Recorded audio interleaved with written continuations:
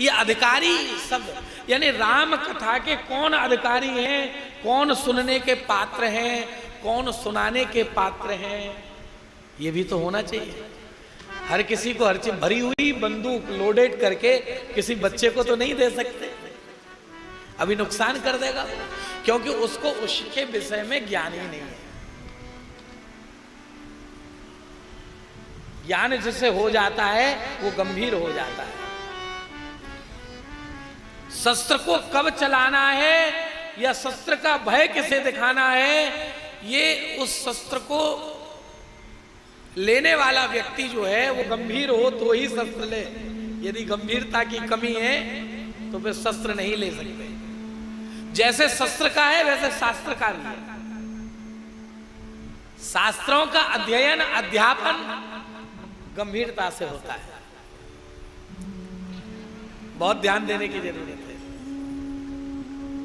एक बात और सुनिए, जैसे हम कोई नुकीली वस्तु बच्चों से दूर रखते हैं, चाकू हो छुरी हो बच्चों से दूर रखते हैं। यदि बच्चे भूलवश खेल खेल में कोई ऐसी वस्तु उठा ले जिससे किसी को नुकसान होता है तो हम उसको डांटते हैं, बेटा ऐसा मत करो। ठीक उसी प्रकार से हम कथा किसे दें, कौन है कथा सुनने का अधिकारी और कथा कहने का अधिकारी कौन है, ये जरूरी है।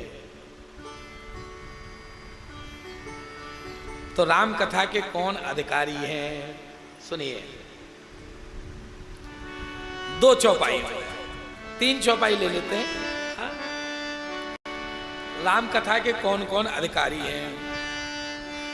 राम कथा के ते अधिकारी, राम कथा के ते अधिकारी, राम कथा के ते अधिकारी, राम कथा के अधिकारी, जिनके सत्संगति अति प्यारी, जिनके सत्संगति अति प्यारी, जिनके सत्संगति अति प्यारी, जिनके सत्संगति अति प्यारी, जिनके सत्संगति अति प्यारी, जिनके सत्संगति अति प्यारी। बोले और कौन है।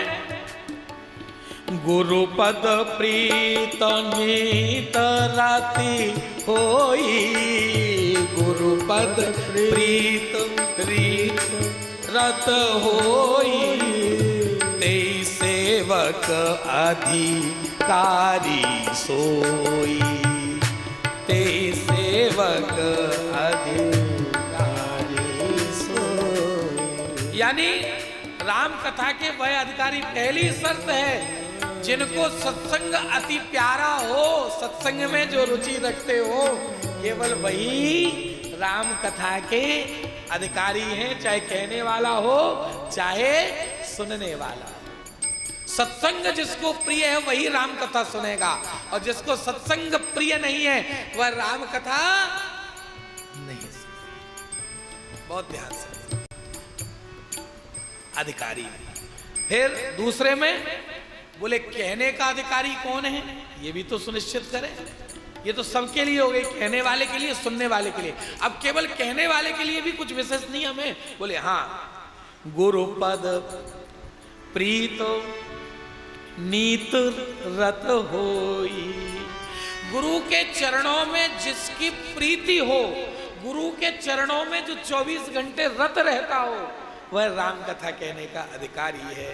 इसके अतिरिक्त तो और कोई अधिकारी नहीं है। यानी राम कथा कहने के गुरु का आश्रय जरूरी है।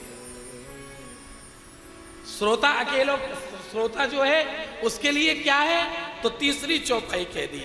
आहा, सदा सुनहु सादर नर नारी, सदा सुनहु सादर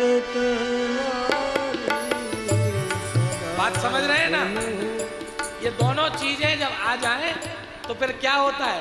सादर सुनाऊं सदा नर नारी, सदा सुनाऊं सादर नर नारी। आप लोग भी बोले, सदा सुनाऊं सादर नर नारी, सदा सुनाऊं सादर नर नारी। ते सुरवर मानस अधिकारी, ते सुरवर मानस अधिकारी, ते सुरवर मानस अधिकारी, ते सुरवर मानस अधिकारी। बात समझ में आ गई? इन तीन चौपाइयों से समझ लीजिए कौन कहने का अधिकारी है, कौन सुनने का अधिकारी है। जो सादर आदर के साथ रामचरितमानस को श्रवण करने की इच्छा रखता हो, वो चाहे देव हो, चाहे मानव हो, चाहे पशु हो, किसी भी चराचर जीव के रूप में हो, वह सब मानस सुनने के अधिकारी हैं। जो आदर भाव से कथा श्रवण करने आए उन्हें कथा अवश्य सुना।